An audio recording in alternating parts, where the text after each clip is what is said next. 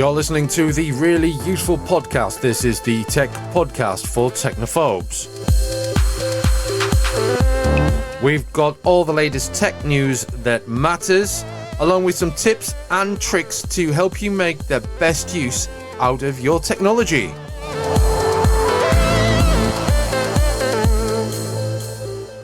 My name's Christian Cawley from MakeUseOf.com. Thank you for listening to the show. I'm going to start off with a bit of news, and then we're going to be going into some tips and tricks with myself, Ben Stegner, and Gavin Phillips. First of all, Russian Windows users are turning to Piracy and Linux, because Microsoft left Russia following Russia's invasion of Ukraine, and Russia has a big Windows problem. Microsoft stopped product sales of Windows and Windows computers, and we found out, thanks to Business Insider, that Russia-based web searches for pirated Microsoft software have surged by as much as 250%, and also a 650% surge in searches for Microsoft Excel downloads.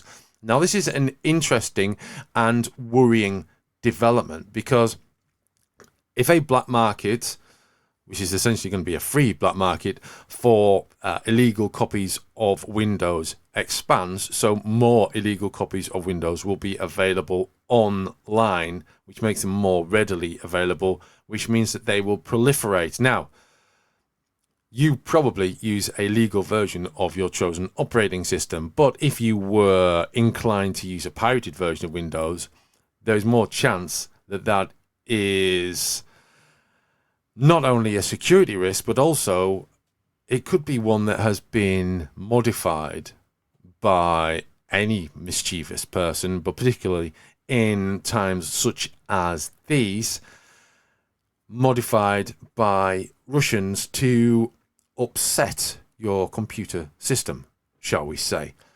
Now, piracy is not the answer to anything. If you need a free operating system, then you can use Linux. And if you're concerned about the lack, in inverted commas, of Windows support in Linux, then it's pretty much non-existent these days. You can run a large amount of Windows software on a Linux system, either using software like Wine or any number of alternatives or companion systems that make running Windows software on Linux possible. Whether you're English, maybe you're Eastern European or Russian, or wherever you are in the world, you don't need to be using a pirated version of Windows in order to use your computer. We'll move on now to Google, who have just made it a lot easier to switch from an iPhone to Android. They've updated the Switch to Android app, which simplifies the transfer from an iPhone to an Android device. Not long ago, I tried out the process of transferring from Android to iPhone. I was amazed at how slick Apple had made that process, and I was a little bit aggrieved that the Android process wasn't as easy. So this is good news. Switch to Android was originally launched earlier in 2022, but only worked on Pixel devices. They've now opened up support to all Android 12 phones. So if you're using an Android 12 Android device and you're switching from iPhone, the Switch to Android app needs to be installed on your iPhone. You need a Google account, and it simplifies the entire process. Switch to Android will install the free apps that you had on your iPhone as long as they're available on the Play Store, and you may need to repurchase or find equivalents of any paid apps. It will also transfer media content, but only the DRM free files. It's a massive advantage, and it makes switching between the two platforms really, really simple. It's exciting developments, and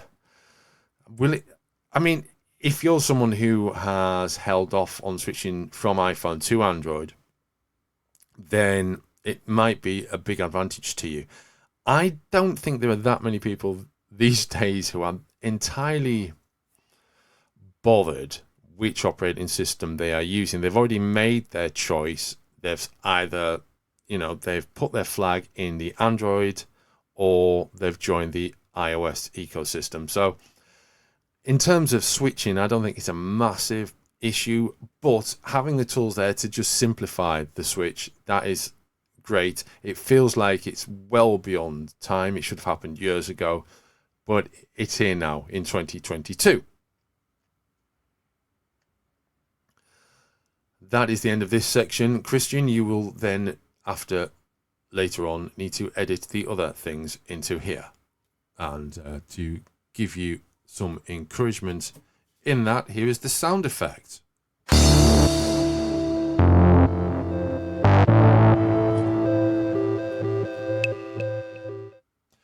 We're now going to move on to the weekly tips and tricks with myself, Christian Cawley, and my make use of really useful podcast colleagues, Ben Stegner and Gavin Phillips.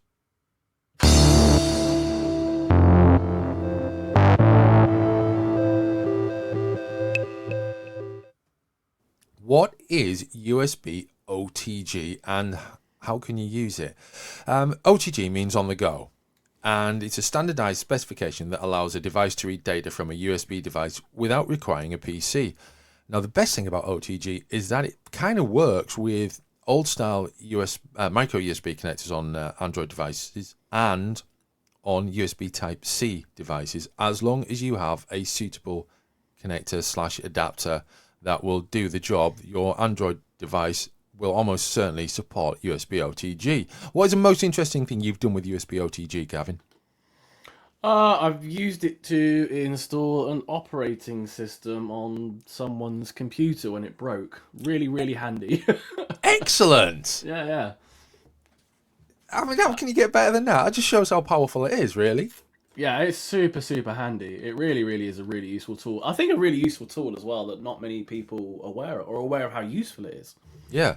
So here's a collection of 10 things that you can do with USB OTG. Number 1, connect flash drives and external hard drives to your Android device. Number 2, play with video game controllers. Number 3, control Android with a keyboard and mouse, which I think that's probably the most exciting thing I've done with it. Number 4, print directly from a printer. You probably don't need to do that with a wireless printer because there's a wireless printer apps for Android, but if your printer doesn't have wireless and you've only got USB, then you can connect directly to USB. You can control a DSLR camera with USB OTG. You can directly transfer photos from a DSLR to your Android phone. It's getting good, isn't it?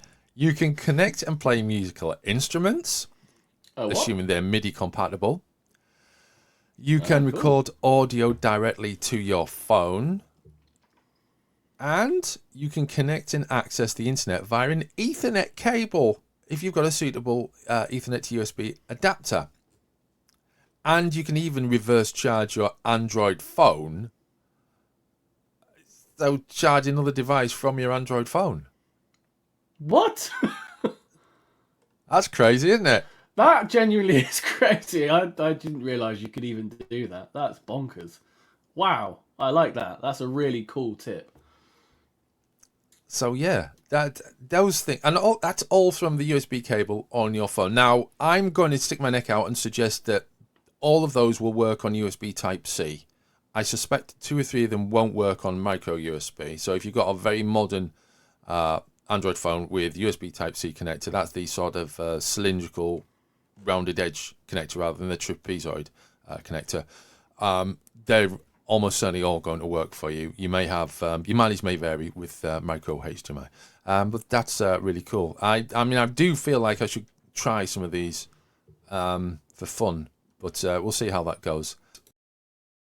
Regular listeners will know I recently got a new phone. It's a Nokia XR20, which was reviewed on Make Use Of.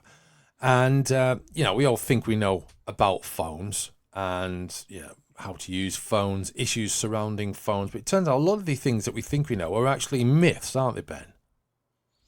Yeah, there are plenty that I think myths are interesting because some used to be true but aren't anymore because technology's evolved. You have some that are there's some a kernel of truth, but it's been taken too far. And then there's some that are just like urban legends that are, scribbled on the bathroom stall or the underpass or the bridge. And it's just, they never go away because it's just like a popular misconception. I really like the featured image with this article because in the middle there's a HTC with that old. I used to have a HTC, and it had a really useful news tool, which was miles better than the Google News offering at the time.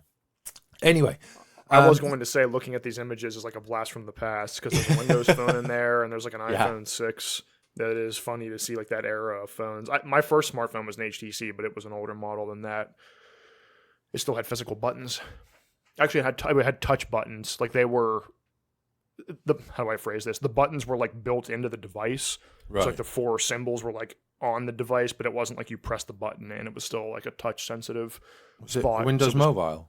No, it was an HTC Evo 3D. It was on Okay. Sprint, and it had 2 cameras on the back that could take 3D pictures and videos, which was super gimmicky, but pretty cool idea for the time. That was back when 3D was still in its fad.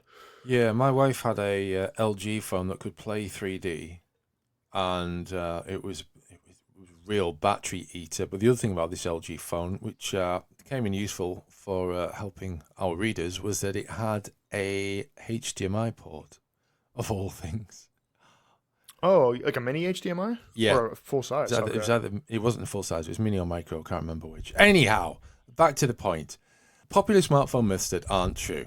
Number 1, apps running in the background should be closed to save battery and avoid slowdowns. There's loads of things that you should do with your phone before you consider even doing that. And in most cases, it's not required because Android and iPhone, or iOS, I should say, will do that automatically for you anyway. So... Yeah, this one drives me crazy. I don't want to go too much into it, but I think we talked about this before. I see people do this all the time, and it always drives me crazy because people like constantly swipe away all the apps on their phone and the switcher every time before they lock their phone. And I say, this is like if you closed your browser every time you wanted to go to a new website. Like the apps in that list are there for you to be able to easily switch between and jump between, not that you have to force them closed all the time. So that, it drives me crazy. I used to, in the early days of Android, I used a task killer when I didn't know any better, but I haven't done it in a long time. Number 2, you should let your battery drain completely before recharging. Now, don't do that. Lithium-ion batteries perform better when they remain charged. Some older types of batteries lasted longer when you fully drain them before recharging to 100%, but you really don't need that. They don't have this cell memory like the older rechargeable batteries do. I mean, the thing about this is, it's kind of, in some cases, you're going to have your battery run out, and that's totally fine, but it's also totally fine if you don't let it run down, and you do put it back on charge at night or whatever. The trickle charge is best for the battery, isn't it? It is, yeah. It's based about the cycles, which we talked about before. Your battery going from 100 to 50, and then being charged from 50 back up to 100, and then dropping back down to 50. That's one cycle in the same way that 100 to 0 is. I think that the current wisdom now is that like 80% is about the max you should charge your phone to. I want to say both Android and iOS now have a feature where, like on an iPhone, if you have your alarm set for whatever time and your phone is plugged in overnight, it'll like know that you're going to be getting up around that time, so it won't like fully charge your phone to 100% until just before you're going to get up. Because charging it over that 80% number is like the magic number to where it's not using as much of a cycle or something like that. I don't know how much wisdom there is to that, but there's a couple apps on Android that help you do that too. Yeah. Bluetooth and Wi-Fi Direct kill your battery. There was a time when it was kind of battery intensive with very large files, but who transfers very large files wirelessly? I know people do. Let's not pretend that they don't. But these days, that's not an issue. Bluetooth and Wi-Fi Direct are, we've got better battery capacity. We've got smarter network capabilities with those technologies. It's not really a problem unless you're really doing something. Maybe it's just not going to happen unless you try and download a server or something. The only thing I can see that would clarify this is if you have like an Apple Watch or a smartwatch or similar connected to your phone with Bluetooth, and it's constantly downloading apps or sending things back and forth, then that might use more battery. But the simple act of having Bluetooth turned on and not doing anything is going to use almost no battery. Do higher phone specs mean better performance, Ben? In some cases, yes. In some cases, no. A lot of the time, especially with Android phones, because Apple doesn't really release specs much for iPhone. A lot of the time with Android phones, manufacturers will list, how much RAM the phone has and how many megapixels the camera is and things like that. A lot of that is just kind of marketing. Like, they want to say that there's 12 cameras, or they want to say that there's X megapixels, but if the phone doesn't focus clearly or it doesn't handle dark images well, and when there's no light, that's not really great. So yeah, specs matter. Obviously a $500 phone is going to usually be better than a $100 phone, but it's not everything. And a phone can be really great because the software is well optimized without having insanely high specs. The only charger you should be using is the one that came with your phone. Oh no. Yeah, I mean, there is some truth to this in that you could quite easily end up going to a local store, thrift store, whatever, and buying a really terrible quality charge cable that doesn't do the job very well or breaks very quickly. And the ones that ship with your device are usually better quality. Then again, we're talking about a device that's getting charged every day, potentially, sometimes more than that. And if you're going to be plugging it in regularly, it stands to reason you should be using a decent cable. So stay away from the very cheap ones. You don't have to rely on the one that's shipped with it, but if you're going to buy a replacement, buy something that's quality. Yeah, you're right. There's definitely a happy medium. If you have an iPhone, you don't have to buy an expensive cable from Apple, but you shouldn't that's something I would never buy at like a dollar store, like you said, because they're just so junky. Unless it's an absolute emergency, you're on a road trip and you forgot your cable or something. But there's a lot of good brands like Anchor that sell like 3-packs, so you can, or 5-packs, and you can just kind of scatter them around your house, and then you have a high quality charger to use everywhere. But you definitely don't have to stick with the best one. We've got some nice cotton-bound, fabric-bound cables, which tend to be hardier than the plastic ones. Yeah, I have some braided cables too, and I agree. That's what I'm looking for. Yeah, throw them is not the right word, but you can kind of throw them around more, and they're not like that brittle plastic that breaks right on the connector part. Absolutely. Now then, do I need to apologize to my phone, Ben, because it says here that charging your phone overnight kills the battery? I don't know if you need to apologize. Maybe in an email like we learned about a few weeks ago. Yeah, that's another one that's not really true. It's kind of like it was another one I would file under like it was true at one point, but isn't really the case now. Older batteries didn't quite know when they were full, so they would kind of overcharge, or they would like drop and recharge. I would say if you have to make a choice, probably better to not charge it overnight because of what we talked about before with the 80% and all that, but it's not going to hurt it to do that. Most of them know how to like drop and then trickle charge back up, so it's not like you're heating it up because it's on 100% all night. Number 7, apps downloaded from Google Play or Apple App Store are completely safe. This is, of course, nonsense, as we've found in numerous occasions recently. There are bad people developing apps that appear to be innocent, and these apps are getting permissions on phones to then collect data about how you use your phone and personal details as well. This has happened repeatedly, particularly it's happened with Apple, but it's happened repeatedly on Google Play. Basically, anywhere you get an APK installation file for Android has a level of risk to it. So on both platforms, stick with trusted developers with good reputations and a good set of reviews. And if it's a new app, wait until you've seen some good reviews. And don't download stuff that's a lot of, when you see these lists of like Google just removed 25 apps from the Play Store that are malware, it's all like shady wallpaper apps and like just junk, like scammy looking solitaire. Like, there's better versions of pretty much all this stuff. So if it looks like a scammy one that barely anybody uses, it probably is a problem. Ben, I am an evil perpetrator on CSI or NCIS or a movie, or I've been wrongly accused and someone is chasing me. I've decided to turn off my phone, remove the SIM card and put it in airplane mode. Can I be tracked? Yes, you can, because that's not 100%. There's a lot of radios in your phone that airplane mode or turning it off don't turn off. So airplane mode, I think we discussed this before. Airplane mode basically turns off all the wireless radios in your phone. So Wi-Fi turns off, your cellular connection turns off, usually Bluetooth turns off, but you can actually have Wi-Fi and or Bluetooth turned on in airplane mode. And some phones now, like if you are using Bluetooth and you turn Wi-Fi off, it keeps Bluetooth turned on so you don't disconnect your headphones or whatever. GPS is the big one that's not affected by airplane mode on pretty much any phone. So GPS isn't a wireless radio. So having that still turned on means your phone could be tracked. Your SIM also, there's identifiers in your phone that don't require your SIM card, and also there are features like Apple's Find My iPhone network, or Find My network now I guess it is, can detect where your phone is based on it coming into contact with other Apple devices, which is something they introduced when the AirTag came out. Now those other people don't know that they're walking by Ben Stegner's phone or whatever, but they know that it'll update the location with Apple. So yeah, there's a lot of ways that your phone can be tracked, even if you think it's turned off and hidden. Yeah, you could remove the battery and you could ditch the phone, or you could stick it in a lead block or a Faraday cage.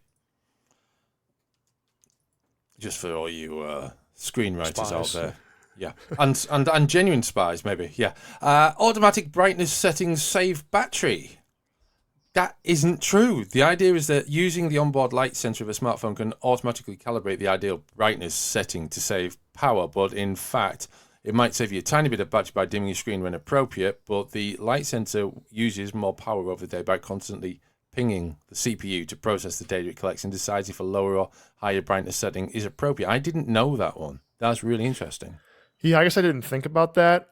That's probably something. I wouldn't say this is like a massive battery concern. I would say that's best to just use whatever you value more between convenience and eking out every last bit of your battery. If you're constantly changing locations during the day and it's sunny outside and then you're inside and all that, and you don't want to have to worry about opening the quick menu on your phone and changing the brightness, I don't think you're going to be like draining massive amounts of battery to have auto brightness. But like anything else, anything that takes power on your phone is going to require the battery.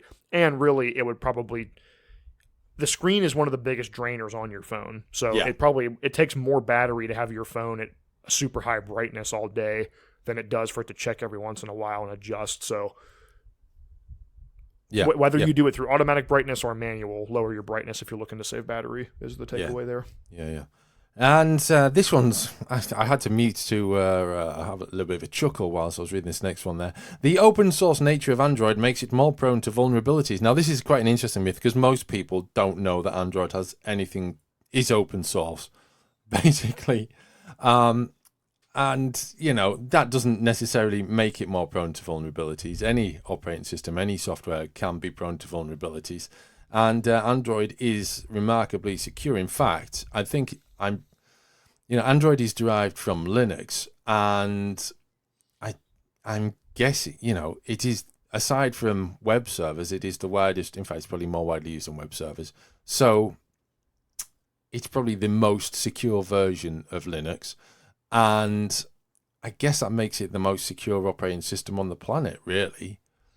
Yeah, Android's more popular than Windows, I think, just based on raw. But then that includes like Android being installed on like smart Phones, like tablets, smart boxes TVs and stuff. Yeah, It's not just phones, but No. but I guess you're right, because probably I would say the reason for that is that Android has more built-in protection out of the box than even like Linux. Because not that there's a ton of Linux malware, but I mean you could in theory install Linux, open up your browser, and download some malware like that. Whereas on Android, there's a few steps in place to prevent you from doing that.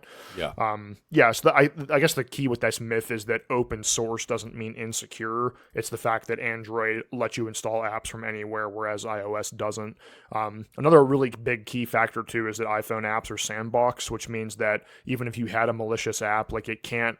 If you don't give it permission to access your contacts, for example, like an app just can't randomly decide to read data from another app, whereas that's a little bit less restricted on Android, which is another factor too. So as usual, it all comes down to what you download and where you get it from. Let's move on now to USB devices. We're back on that topic. And how to format a write-protected USB flash drive. Sometimes you use a USB device, a storage device, and it will tell you that you can't write to it, even though it appears that there's plenty of space on it. This is a write-protect error. It can be that the drive is corrupted, but it might not be completely balked. And fortunately, there are ways to get around this. The first thing to do is to check the switch on the USB drive. A lot of older USB drives have a little physical switch at the side, which will enable and disable write protection. So check this isn't accidentally enabled and preventing you from writing to the disk. If that hasn't worked, then you can remove USB write protection with a Windows tool called DiskPart. This is a little involved, but you'll find steps for this in the linked article in the show notes. It is an application that runs in the command line, however, so you'll need to be prepare yourself, gird your loins for using the command line in Windows for that one, because the command prompt or the more recent what's the new one called? There was PowerShell, but on Windows 11 it's now called the Windows Terminal. I knew it had changed. Yeah. So you'll need to use one of those tools for that. The third option is to give up with the data that's already on the drive. Back it up as you should be able to, because you should still be able to take data off the drive, and use a formatting tool such as SD Formatter or Kingston Format Utility. And if that doesn't work, then you probably need a new USB drive. Now, in the guide, it says it's probably time to buy a new USB drive, and it may well be. However, there are long guarantees on such devices, so if you can read the serial number and you know where you bought it from, you should be able to process a return. Now, I should warn you, the serial numbers on USB drives and on micro SD cards as well are really, really small. Really small. So you will need some sort of bright light and microscope, and I'm looking at one now. There's no way I'm going to read that with the naked eye. Good Lord. Not even with a torch, I don't think. Yeah, so you will need some sort of magnifying glass and maybe a few pairs of glasses stacked up in front of it in order to read that serial number and process the return. But it's worth doing. I've returned a few micro SD cards and a couple of USB sticks in the past, and it saves money, and they're under guarantee anyway. They're under warranty, so you might as well use that. Has that ever happened to you, Gavin?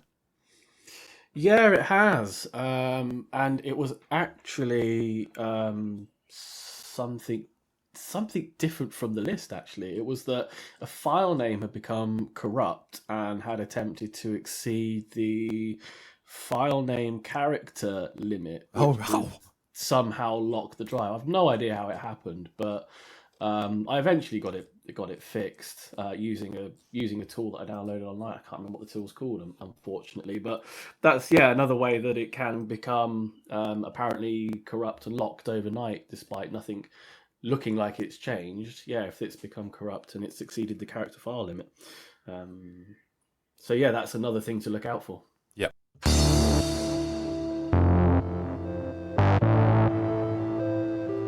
Well, that brings us to the end of this week's really useful podcast from makeuseof.com.